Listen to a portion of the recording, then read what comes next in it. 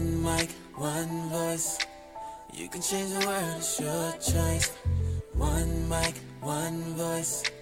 You can change the world, it's your choice. One mic, one voice. You can change the world, it's your choice. One mic, one voice. Welcome to the One Mic, One Voice show, building the collective conscious show that is created to give space where your voice, ideas, and informed opinions can be heard, appreciated, and yea, debated. I am Michael Eric Owen. And I'm Deshaun Thornton, affectionately known as DT. You are, man. You gotta put that in there. Sometimes some people don't know. And, some people are hearing this for the first time, like, who's that smooth sounding cat on the? It's DT. But you know, it rolls in there really, really well. And I'm excited about today's show, not because of the topic, but because I think, it's always good to be with you in the studio, my brother. It's always great as well to be with Richie Rich. But to be on the mic, man, with you is always a thrill, man. It's like the first time, man.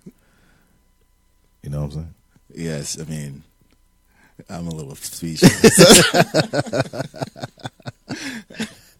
But yeah, man, it's exciting. It's got a beautiful day out in Oklahoma City. A little breezy in the air, man, but it feels good. Sunday, man. It's a Sunday. You know, and we have to address today, folks, the title of our episode 99. 99. Yeah, we looking over, man. We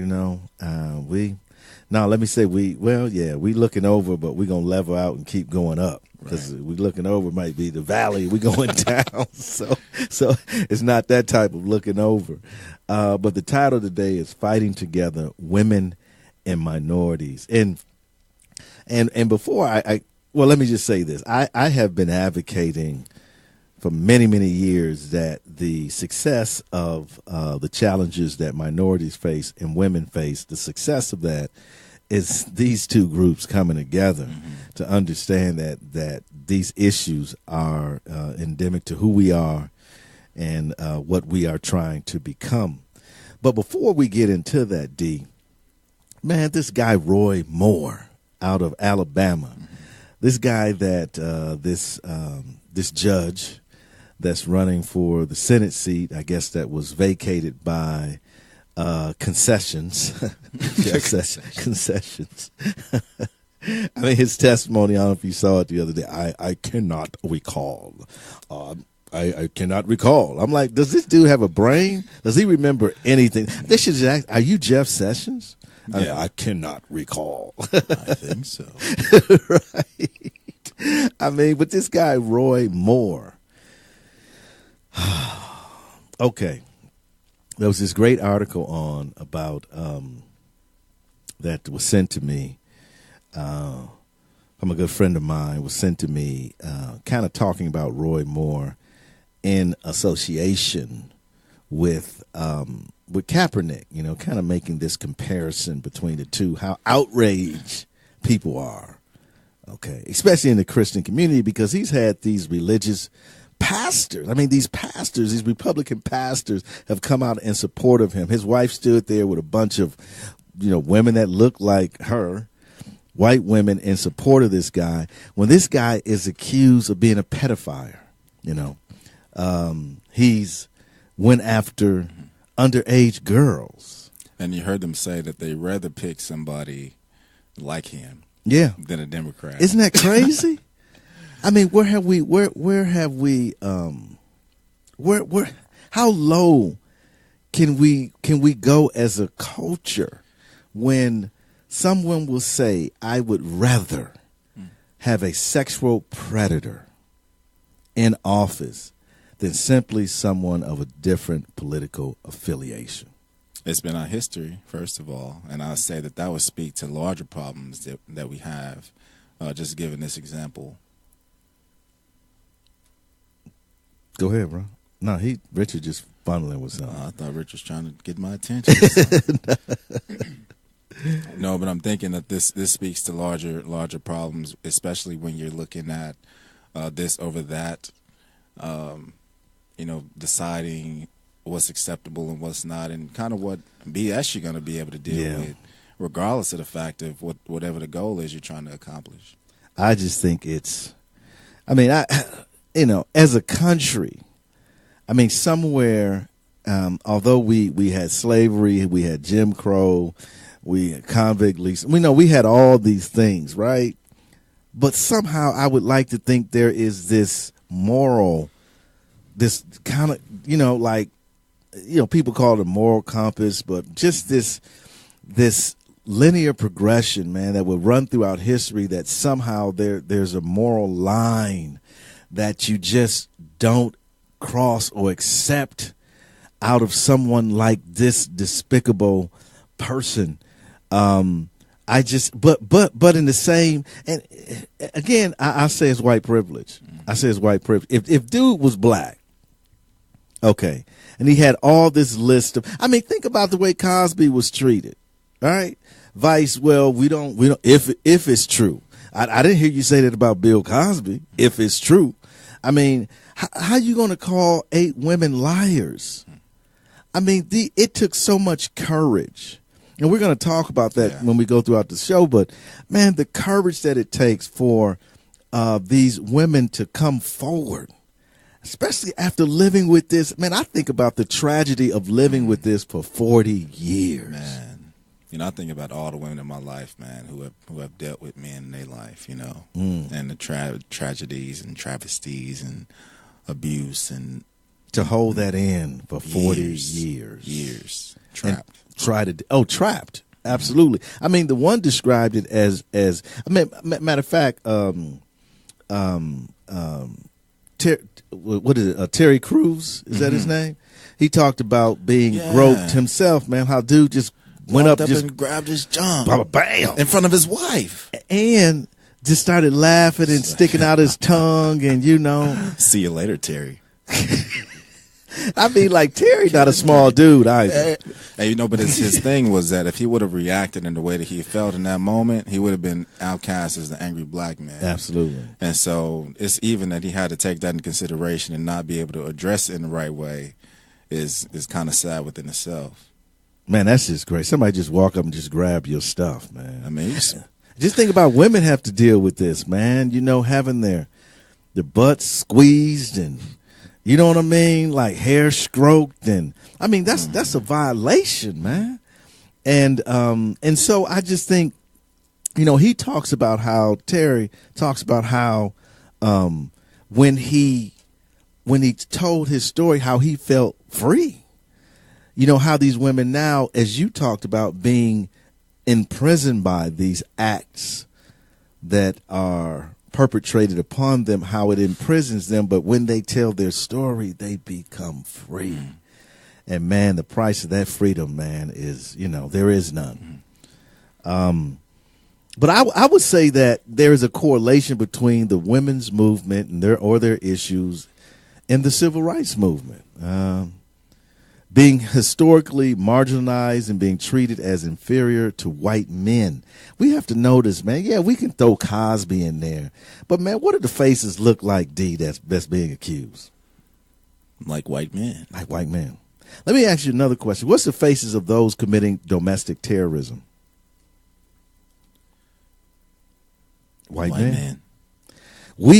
That's what I said this months ago. We have a white male problem in our society. I know they're the dominant culture. I know there's more of them, but I'm here to tell you, folks, you need to turn your attention to what's going on with white males in this country. Now, I'm not saying all of them. You're not hearing me generalizing it to every white male, but I'm saying we have some issues. Minority people share with the women's movement a fear of retaliation, ostracism, and jettacism. Interesting.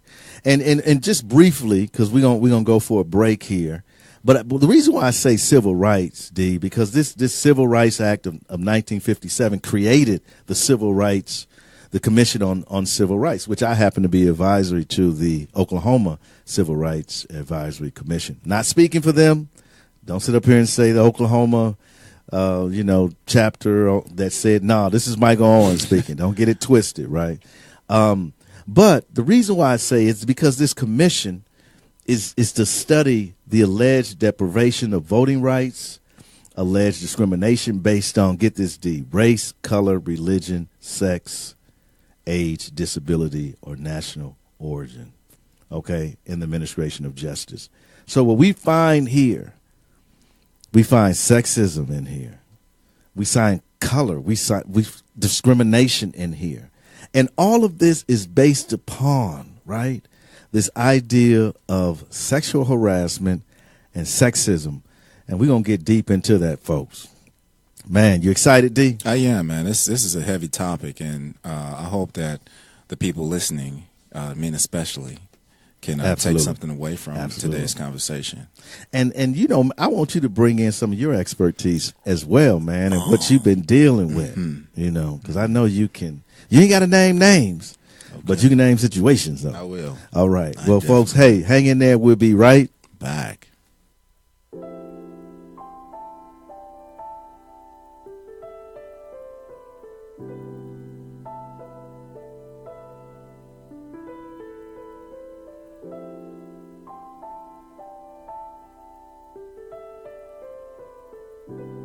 This is Josh K. And I am Leah Marie. And when we listen to podcasts, we always listen to One Mic, One Voice. You can change the world, it's your choice. Your choice.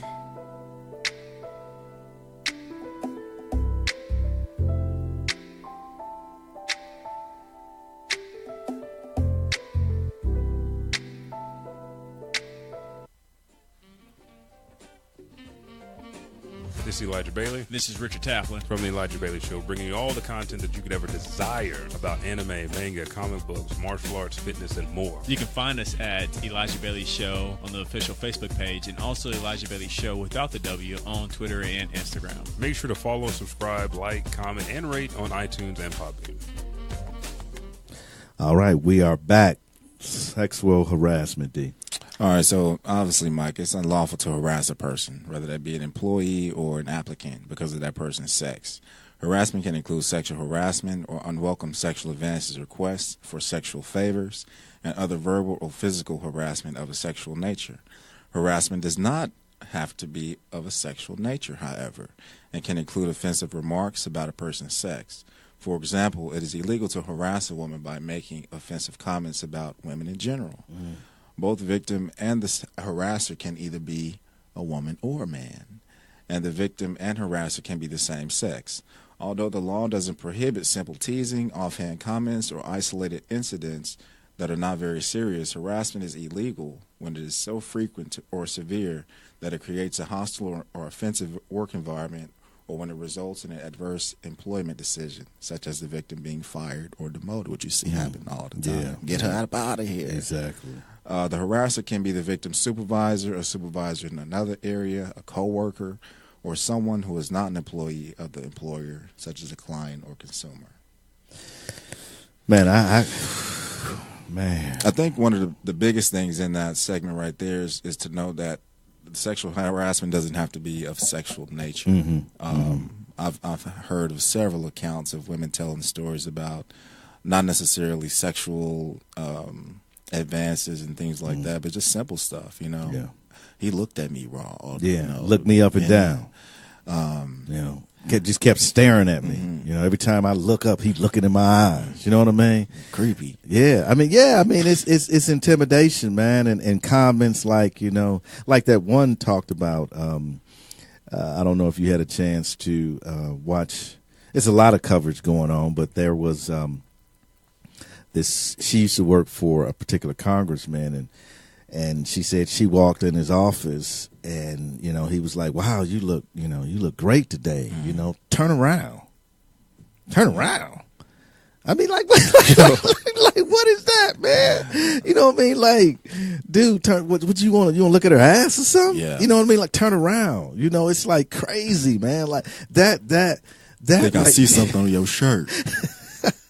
I mean, but to think that you have, right, the right to do that to another human being, because women are human beings first and foremost, right? They're not. we have sexualized, right? Hypersexualized. Yeah. The culture. But I mean, when you really start looking at this thing, man, I mean, we can go back to the days when it was well known that men just whistled at women. Oh yeah.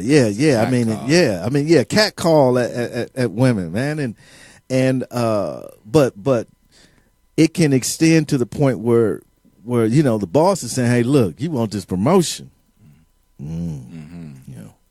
You know what to do." Okay, but it's hard for us as a culture to and we're gonna watch this video here, but it's hard for us as a culture when our president is a predator. And like you said earlier, it's really hard to decipher what your morals are when we have our leadership kind of having no moral compass at all. This dude is accused by 16 women. 16 women. Did I say 16? 16. I said 16. I think I said 16. 1-6. 16. Not 3. Not 5. What not is 45 8. saying?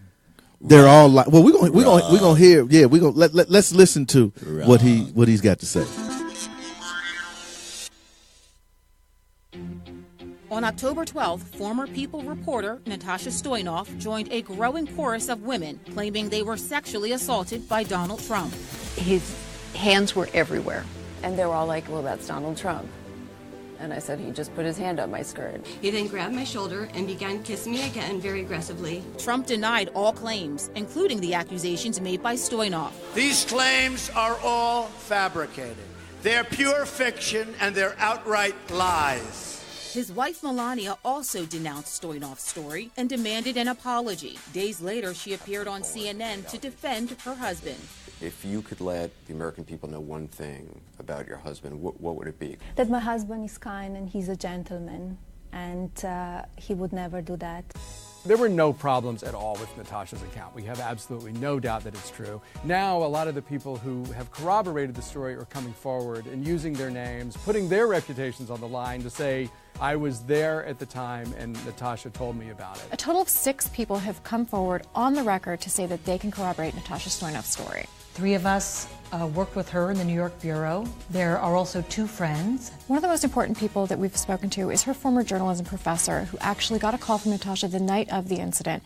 She was angry, she was upset, she was confused, she was crying a bit, and she told me what had happened. All the cards were on his side of the table, and I said to her, and it wasn't an easy thing to say, I thought that if she became public, that he would destroy her. Okay. Let me just point out something about 45 and his wife's statement. We don't need her to tell us anything about him because he's told us already about himself, right? Okay. He said the president wasn't born here, one of the most racist things that you could say against a person, right? To deny him of his humanity, to deny him of his birth in this country, to say that he is illegitimate. That's what he said. He said Mexicans are criminals and rapists. That's what he said. He said the Central Park 5, even though the DNA came back, exonerated them, they should be executed. That's what he said, okay? In the Access Hollywood video, he said, because I'm a star, I can grab them by the pussy. I can walk up and just kiss them at any time. What did this woman say? That's just Donald Trump. This is what I'm trying to say. Why are we sitting up here with this preponderance of evidence that's against him saying what? Our president, he can't be that. He's already told you himself, right? But you take a man like Bill Cosby. Oh, he's guilty. He's guilty, period. I'm not saying he's not guilty. That's not what I'm saying. But I'm saying the people that came out against Cosby and demonized Cosby and went up inside down his back says nothing about this gentleman right here. When we don't have Cosby words, we got his words in the public sphere, right? Cosby even agreed to drugging some of them. This man said all of these women are lying. Okay. They're liars. Wrong. Couldn't have been me. What's your thoughts, D? And I really think, aside from those things and the support that it took for her to come out and say something, first of all, and then, you know, being able to kind of build up a team of people in numbers to kind of encourage other people to get her back in an instance. But at the same time, that guy was absolutely right. You know, at the time, had this information had come out, it would have been the wrong time. Crushed her. And I think that speaks volumes, because today, these guys, even though the actions and the accusations are horrendous, they make history too, because they give women the opportunity now to say, it wasn't just me. I'm not the only one, and I'm not the only one who's seen it happen. Yeah. So it's not just my word against this other person, but I have a team now of people who can also say, that's just Donald Trump. Let me just ask you, what is the mentality of someone that meets a total stranger and puts their hand up their skirt and touches them? I mean, like, what is that? How does that even come into? This is what I have such a hard time, folks, even beginning to understand this sickness. Because I'm saying, how can you look at another person and be like, oh, yeah, just objectify. Boom. And just take your hand and just, like, maybe you can help me, D, here. It's so hard for me to even, is that just a diabolical, sick mind of a person? I mean, you have to understand that there are circles and situations and other people that normalize these behaviors for the people who find themselves, having those type of mentalities, right? And so if you're supported in that way of thinking and that way of doing, and you kind of don't have a filter for or regard for, respect for other people, people's bodies and personal spaces. Maybe your boys do it too. Yeah, exactly. So, hey. Now, you see what I did, Bob? Just locker room talk. Yeah, you see what I did to her, Bob? It was, it was, I'm going to go over and see if I can do it. I mean, these are the kind of guys that are out there, man, and the kind of guys that are out there invigorating these people to act in this way. Yeah. Because it's not an issue. In some cases, high five each other. Yeah. In some cases of sexual harassment, it can be linked to sexual addiction or perversion. But many of these behaviors are channeled out of a false sense of what white male identity is. And again, the majority of the people that are doing this are in powerful positions. And I don't know. And then that's another thing you have to consider. Is it a power issue? Is it just simply sexism? Is it just, what is it that's motivating? Well, I think part of it, when we get beyond the clinical view of looking at it, I think it's got to do with this white man's identity, this powerful white male identity, which I think constitutes a sense of control, power, the ability to marginalize and subjugate. With, get this, in the end, with no accountability. You understand? I can subjugate you.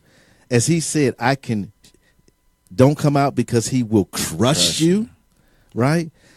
I can do anything I want to do.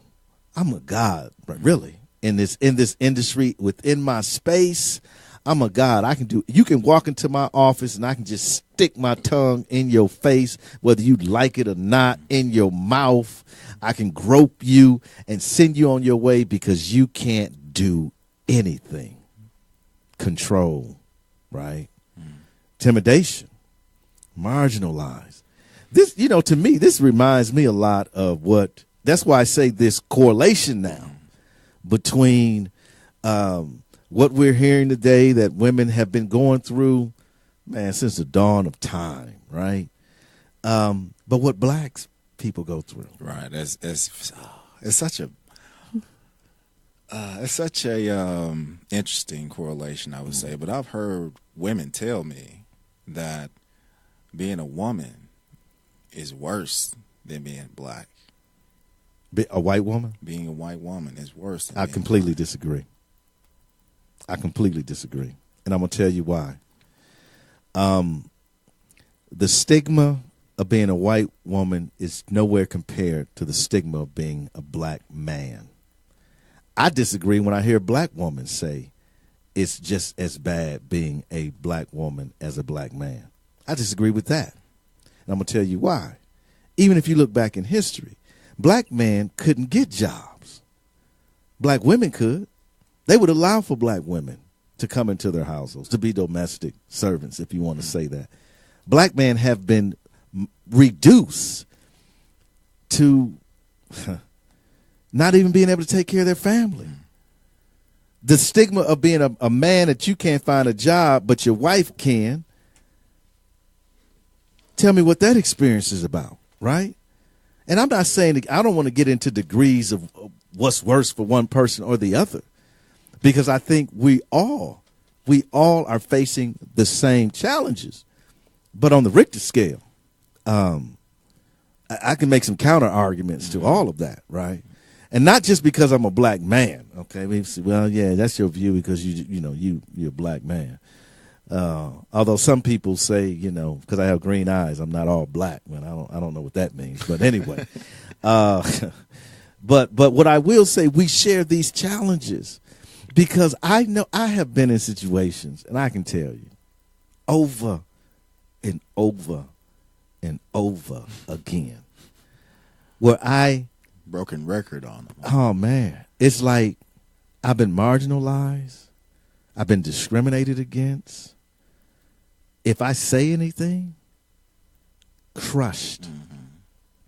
We can even talk about the metro system. I can put them on blast.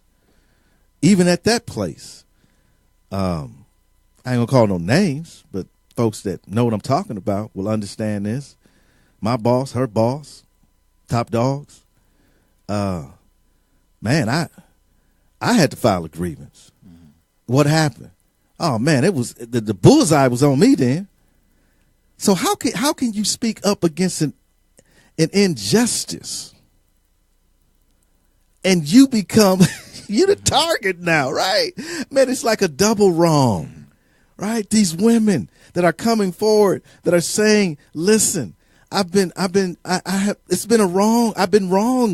but we say, "Oh no, man, they liars." Happens to minority people all. Oh, and you folks that are listening to us right now, I'm telling the truth. Stand up. You stand up to the injustice that's in your life and see what happens, right? You know what's coming. You know you're going to pay a price. You know that's going to happen to you. You know you're going to stand alone, right? You know you're going to be demonized. And for the person that labeled, but for the person that has $1 million against you, I'm just talking about on the local level. But when you have someone of that stature, man, I couldn't imagine trying to come out against somebody with that sort of power, right? I mean, I even look at the young ladies who came out against the R&B artists, like such and such raped me, or we had a night and it was kind of against my will type deal. And in those instances, when the ladies are coming out, depending on who the superstar is, she's automatically having her credibility taken away, depending on what she looked like. When this did not happen. There are so many other factors, and people will come out and what say, you think you hanging around with rappers. Yeah. What you expect, girl, from them? Exactly. All they want to do is take you out and have a night. Like it's their fault, right? I mean, it's crazy, man. It's why But what you they'll expect say, if you dress she like that? may not have been attractive enough to get Usher to sleep with her, What would he want with somebody like you type deal? It's crazy. Blaming the victim. Like these superstars can't. Yeah. Let's take a break, bro. All right, let's take a break. Be right back.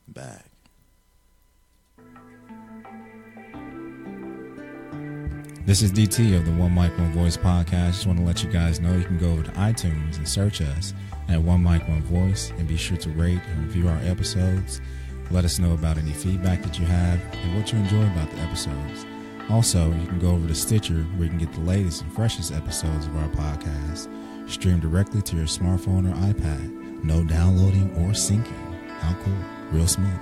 Also, we'd just like to take the time to thank you for your time and for your energy and for spending time with us as we discuss the historical record of our time.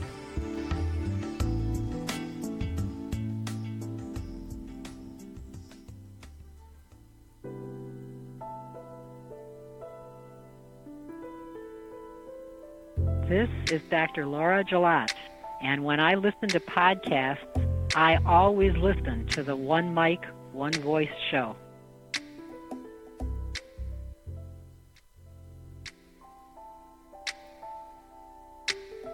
This is Quraysh Ali, Lansana, poet, author, educator, and Oklahoma, and when I listen to podcasts, I'm on that One Mic, One Voice joint. All right, folks. Yeah, we a lot of things could have came out. A lot of names could have came out. I can tell you, D, man, I've had so many experiences, not just in my professional life. I can even say in my military life, of experience of situations where I've had to stand up, I've had to pay a price for it, and man, it gets old because nobody wants to believe you. I don't understand it. Why is this desire not to believe people when they've been wrong, especially when you have collaborating evidence, right? I mean, let's look at this. Let's just take a look at this video, and I want you to ask yourself the question: why can't we believe these women? In October 2017, producer Harvey Weinstein was accused of assaulting and harassing various actresses, including Gwyneth Paltrow, Angelina Jolie, and Rose McGowan. One good thing about the mogul being exposed is it empowered other people to step forward and tell their stories. As the allegations against Harvey piled up, other powerful men in various industries were exposed too. Decades of abuse that had been swept under the rug was finally brought to light. Just wait until you hear which actor and comedian was fired from a movie after he was accused of licking people on set. Stay tuned because you won't want to miss it. If this is your first time visiting our channel, don't forget to subscribe and please give this video a big thumbs up. Today we'll be showing you 10 more famous men exposed after the Harvey Weinstein scandal. George H.W. Bush. The alleged perpetrators on our list come from all walks of life. Some are in the entertainment industry, while others work for major publications. But many people were shocked and absolutely disgusted when a former U.S. president was added to the list of men who had behaved inappropriately. An actress named Heather Lind said she posed for a picture with the wheelchair-bound politician and his wife. Instead of shaking her hand, he grabbed her bum and made a dirty joke. Soon thereafter, a New York actress named Jordana Grolnick shared a similar experience. In August 2016, she was working on a production of Hunchback of Notre Dame. The former president was in attendance and was invited backstage to meet the cast. As they all gathered around to take a picture, he allegedly reached his right hand around and placed it right on her rear end. While fondling her, he told the cast his favorite magician was David Copperfield, a play on the name of celebrity magician David Copperfield. Apparently, this is one of his favorite dirty lines because a Twitter user made reference to the joke back in 2014. The cast politely laughed, but it was not a laughing matter to Jordana. In a statement, his spokesman made light of the allegations and said the former president would pat women's rear ends on occasion in a good-natured manner. Hey guys, we are so excited to announce we are producing our own original content. Head over to The Trendy for the best DIYs, fashion tips, makeup hacks, and so much more. We are sure you're going to love it. And be sure to let us know what you think in the comment section. We love to hear from you. See you there. Oliver Stone. Initially, director Oliver Stone refused to condemn Harvey Weinstein once the assault and harassment allegations surfaced. Instead, he actually felt sympathy for the disgraced producer. After receiving some backlash, he finally backpedaled from his original statement. He said initially he didn't know how many women had come forward to accuse the producer, and he felt appalled by the accusations. Although he had a working relationship with Harvey through his production company, he decided he would cut ties with the producer and the Weinstein Company once and for all. Not long long after sharing his thoughts, Oliver found himself in the hot seat. He was exposed for groping actress and model Carrie Stevens after she took to her Twitter to describe the humiliating and terrifying situation. She said she was leaving a party at another producer's house when Oliver reached out and grabbed her chest. Carrie said he honked it like a horn, grinned at her, and kept walking away like nothing had happened. Actress Patricia Arquette also revealed she had a very awkward experience with the director. They met to discuss her potentially starring in one of his movies. The material was very suggestive in nature, but Patricia said the meeting was very professional. Once she left, he sent her long stem roses. She felt very weird receiving the gift, and things got even more strange when Oliver's assistant called her and invited her to a screening of his 1994 film, Natural Born Killer. Patricia accepted the invitation and decided to bring her boyfriend along just in case. During the screening, she got up to use the restroom, and Oliver was waiting for her when she came out. He asked her, "Why did you bring him?" in reference to Patricia having her boyfriend join her. She never heard from him again. She didn't get the part in the movie either, but she didn't even care. His behavior was so strange, she was just happy to sever ties with him once and for all.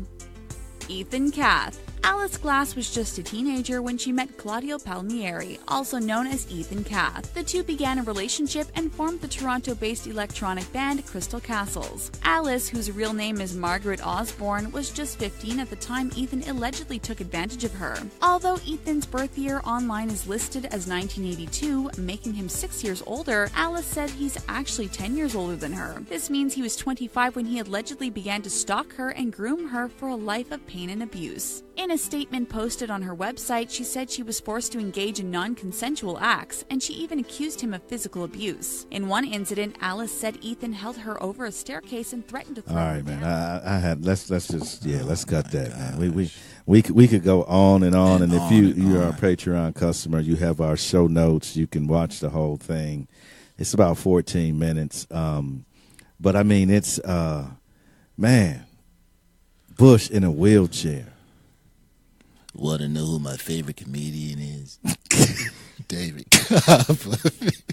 Man, come on, Are you man. kidding me, man? This old dude, that tells you right there, he been doing that all his life. Of course. If a wheelchair can't prevent you from still trying to David Copperfield, you've been doing that all your life. But some of his friends did back what you just said. That's been like a running joke for him for a long time. Even his wife knows that he's just touch on women. Yeah.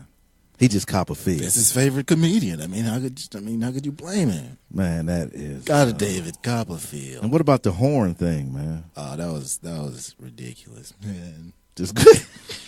I'm sorry, man. It's hard not to laugh because it's so crazy. Like, why did you? How can you just like grab? Man, I'm just telling. Listen, folks. Man, guys are creeps, man. They are creeps. I mean, they are completely disrespectful of another human being. I mean, that's what it boils down to, man. It's, we can say it's sexual harassment. We can say it's disrespect of another person's humanity, man. I mean, I think about men who have daughters and will have to release them to the world where other men are like that. Oh man, bruh, listen. I wish it's not a happy thought. And my daughter's in LA. Mm-hmm. Okay. So I'm just telling you, don't try to Copperfield because you're going to come back with a nub. I'm trying to tell you, I will catch the first flight out. I don't care who you are because we're not going to roll like that, man. But think about, just the powerful position that these men are in. I mean, we're talking about men that are at the top echelon of their industries. And women are in those positions where they're trying to move forward in their career, and they have been prey. And let's even talk about on the local level, women that are working each and every day in corporate America that are trying to do their job, that are just want to come in and just make a living. Mm-hmm. But their boss, but somebody in the department, denies them the humanity that they want themselves. Again, talking about this control, the power, the quest for power, marginalizing, subjugation. I mean, these are things that minority people can identify directly with. And our argument in this show has been, we need to come together. This is not the women's fight and the fight for civil rights for blacks and minority. They're not separate.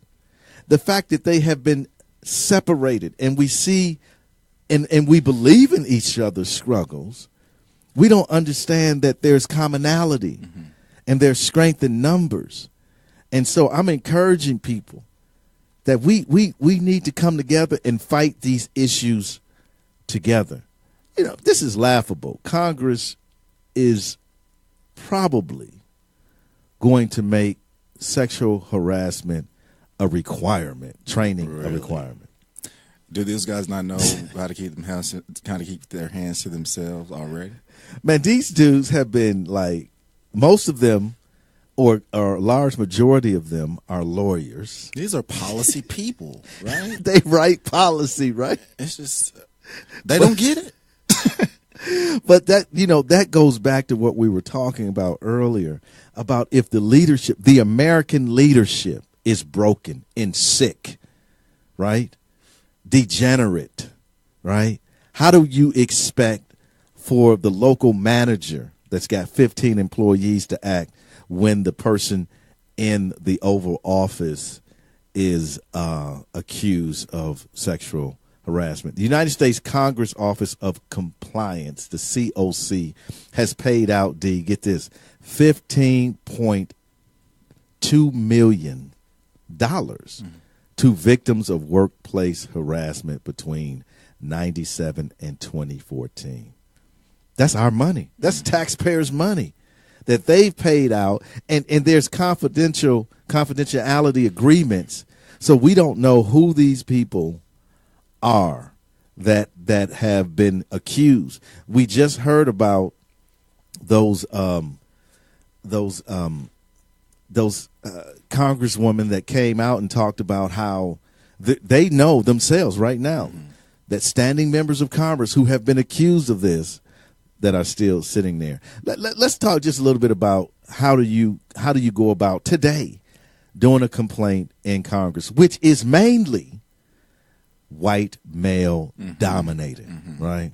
If someone wants to form a complaint, they have to go through a month of legal counseling. A month. Then they have to go through mediation. Okay. And then they have to go through a 1 month cooling off period. So that's like I don't know how long mediation is. So by this time, you might have forgotten what you originally were. But get this, D. All the while, they are still required to work in the office that was a hostile work environment for them. So that's your boss. Get over it, right? Anyway. So you file a complaint, you have to go through a month of legal counseling. It says here, by the way, the general counsel of the House is representing the harasser. So you don't even have representation. I said your representative, huh? So you got to go out and get your own lawyer because they're going to coalesce behind him, right? The victim has no counsel, no support. The system is stacked. They don't want you to come forward. Who in their right mind would ever think that you could somehow be treated fairly when you got to go through a month of counseling? You got to go through mediation. And then what did they say? Then there's a month cooling off period. Why? Get yourself together. Why the person that did that to you is being represented by the Council of Congress. We have all those gatekeepers, right? Those people who know that at the end of the day, probably going to be their decision whether or not you stay or the complaint is filed or the paperwork's filed. I mean, all these things are kept hush-hush. The guys make sure that these, I guess what we call protocol steps only go so far to their advantage, obviously. Yeah, much to their advantage. When we come back, we're going to tie in this thing called sexism. And and then we're going to look at how we can move forward together. Folks, we'll be right back.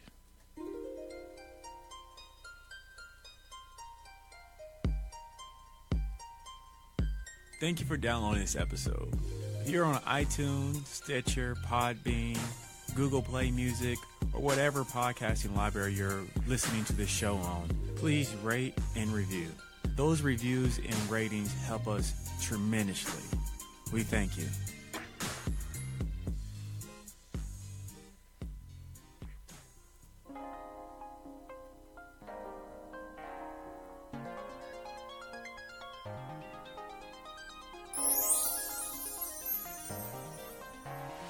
Hi everyone, this is Roxy Davis. And this is Deborah Burris, and we are The Roxy by Design Show. Our show is designed to bring healing as we share our stories while God redesign our lives. So take a ride with us. So you can find us at Podbean, iTunes, Facebook and Twitter, and BlackenStudios.com. So thank you everyone for listening to The Roxy by Design Show. You have a blessed day. We love you.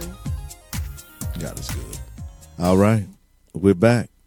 Look, folks. Sexism. Sexism is defined as... Sexism is defined as prejudice or discrimination based on sex, especially discrimination against women, behavior, conditions, or attitudes that foster stereotypes of social roles based on sex. Okay. The key thing here is based on sex and stereotypes. Stereotypes, right? We know women have had to deal with being stereotyped just like minorities.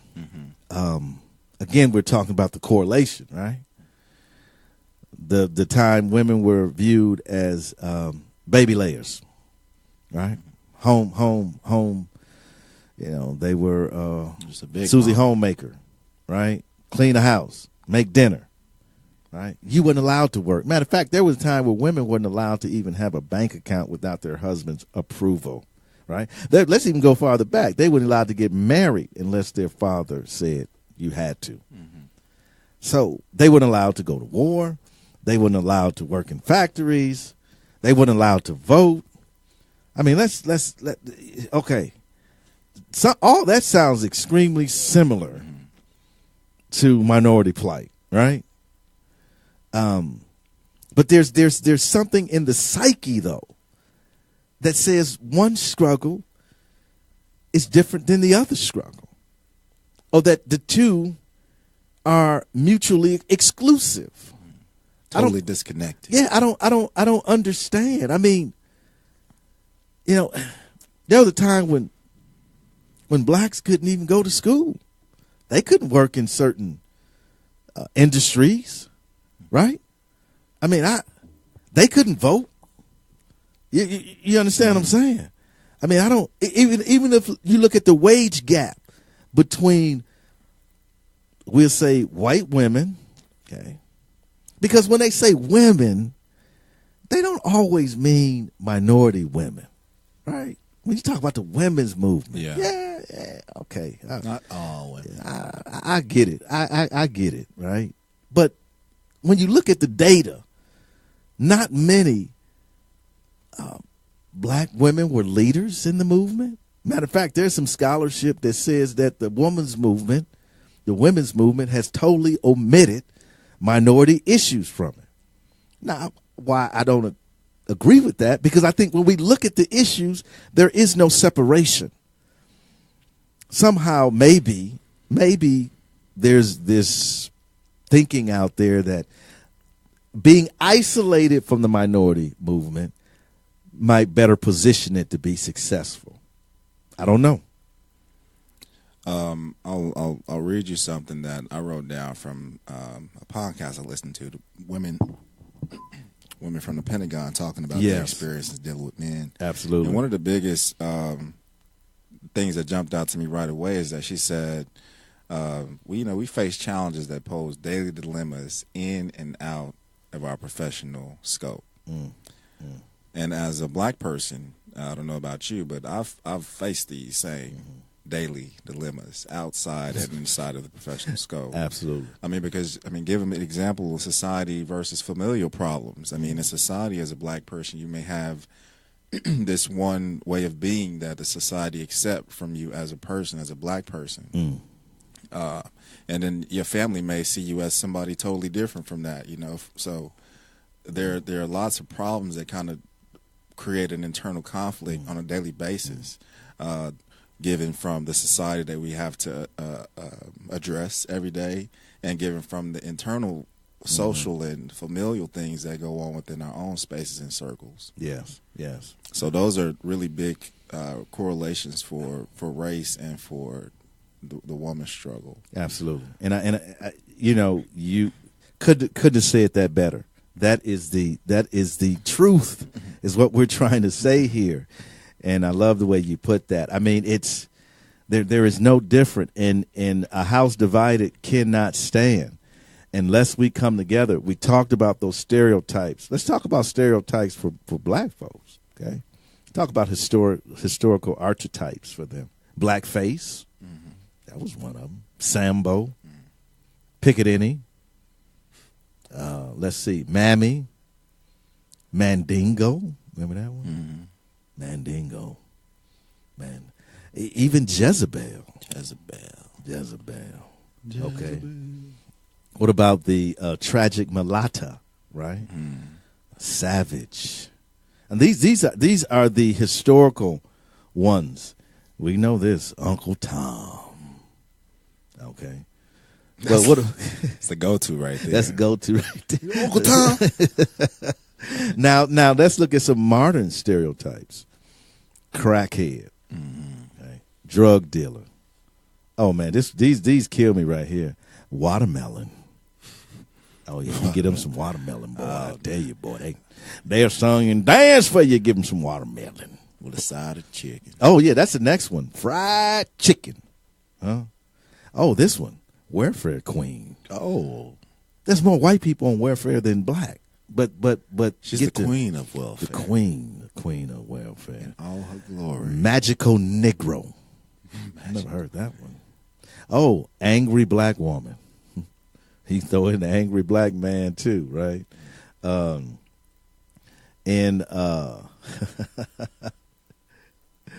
mean, it's black athlete. Oh yeah, thug. Right? Okay. All of these stereotypes, that they might not be the same stereotype, unintelligent.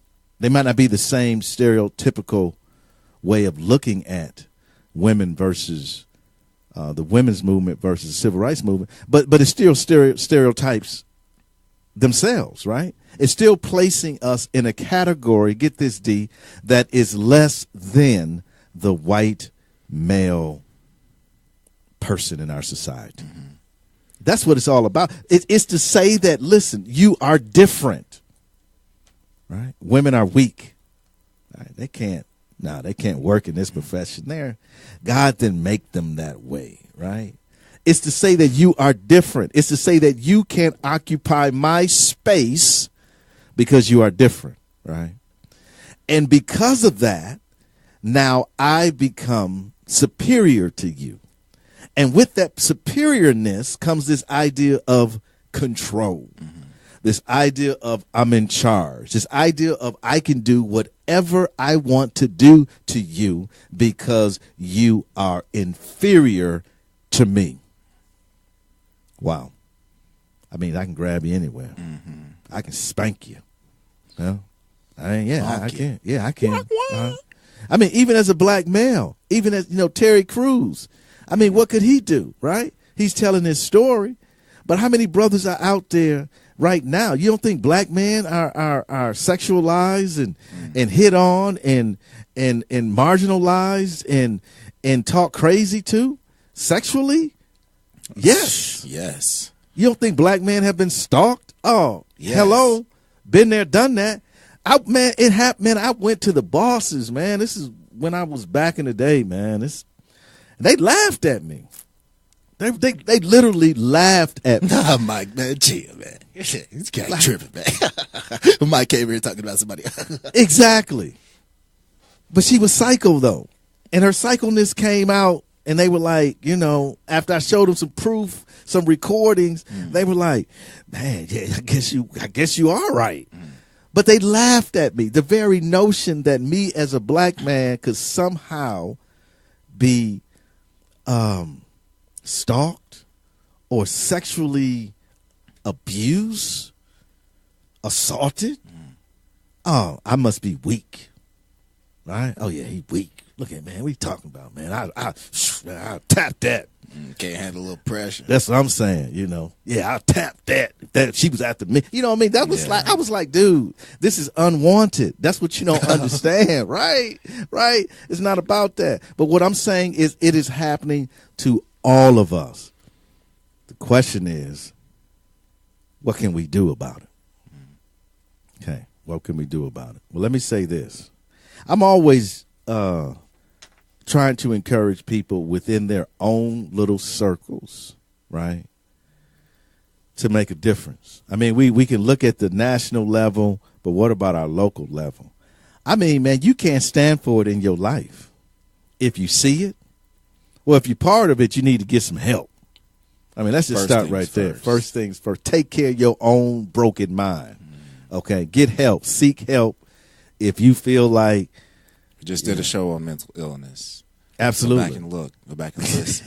Go back and take some notes. Right there. But what have you seen this in your own practice, man? In your own what you're trying to the folks you dealing with now, all the time, and it's sad because I mean, hearing it and kind of processing the situations, kind of putting myself there in real time when women are explaining to me or men are explaining to me the things that they've done to women in situations. It's hard, man. And it just show you that dynamic of fear that is there with women who go through these type of things, and the silence also that's there when they're going through this and can't say anything to anybody. In my professional life, there was a time when a woman who was her and I worked together, and there was another guy who came into our office, kind of higher ranking person, and from my vantage point, as I was coming back to the office, we had just had like a little meeting. Like this guy was like following her around this rectangle table we had met at, and like I started walking faster because it didn't seem like right, because I noticed she was kind of like inching her way around the table, like away from him, and I guess he was trying to act like he was wanting to show her this pamphlet or a piece of paper, and she just kind of like shuffling around the table, and I come in there and I was like, hey, what's going on? And she was like, oh, nothing, Deshaun, blah, blah, blah, blah, blah. And as soon as that guy left, she was like, Deshaun, you might have saved my life, because that cat was like chasing me around the room. And I had no clue that, I mean, these cats were acting like at a university. I won't say the name, but like on a prowl. I'm expecting professionalism from professional people, and it's a hard thing to deal with when you can't go to work and focus on work. You got to worry about whether or not you look a certain type of way, or guarding yourself from a certain type of appearance, so that people don't assume that you want some type of energy in your space. And it's like all of these safeguards and things you have to do, that's like a problem. Yeah, it is. It is a big problem. I mean, just like us as African American people having to change the way we talk, or the way that we wear our hair in some instances, or just the things about who we are as natural born people. Yeah. That we have to change to accommodate the sickness of the world. And I'm glad you mentioned that. This idea that the victim has to change something about themselves in order to prevent a reoccurrence, right? If I don't speak up, if for instance, I don't make waves, if I disagree, right? If I don't dress this way, right? If I don't wear makeup, right? I mean, you, man, what are we doing to each other, right? We're creating environments that that are hostile, but also when the person comes forward, we demonize the person again for speaking up and saying, I shouldn't have to change myself because you cannot conduct yourself professionally, right? Because either you have something clinically wrong with you or you're just a sick individual, right? So we have to speak up. We have to. What you did is something that needs to happen, right? Not just for women, but for men. We need to be looking around and understanding that it's part of our responsibility to ensure that nobody's being robbed of their humanity, right?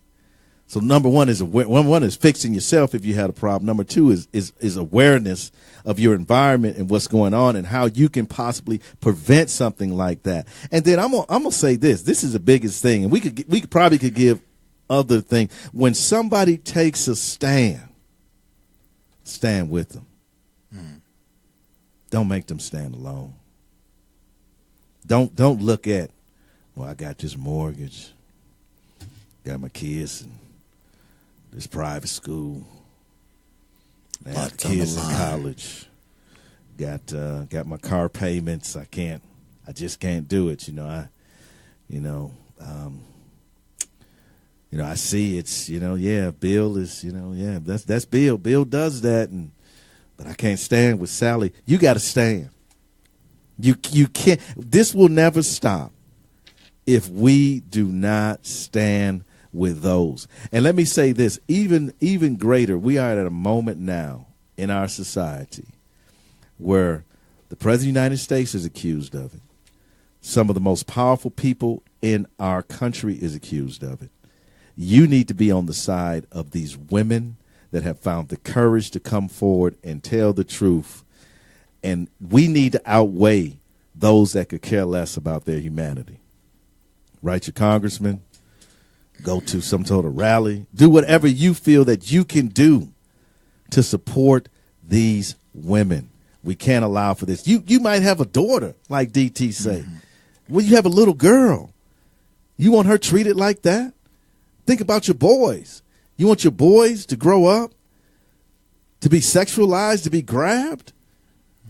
No, that's unacceptable.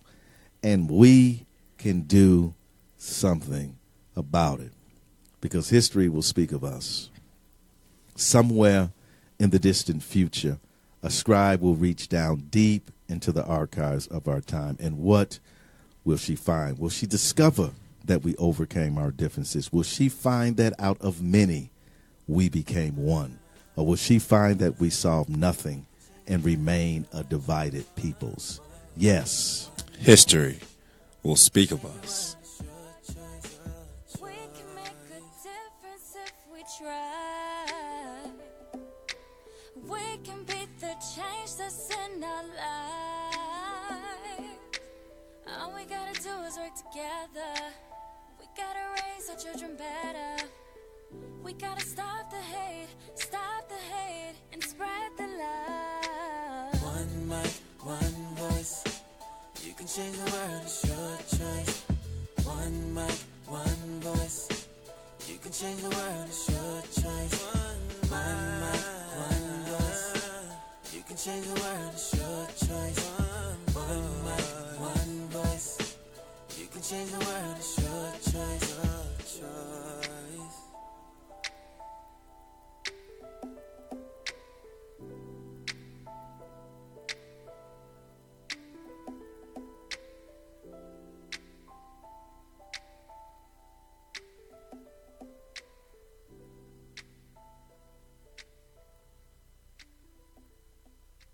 Today's broadcast is being brought to you by Blacken Studios. To learn more about Blacken Studios, please visit them at blackenstudios.com or visit them on their Facebook page, Blacken Studios. Today's broadcast is also being brought to you by Perry Publishing and Broadcasting.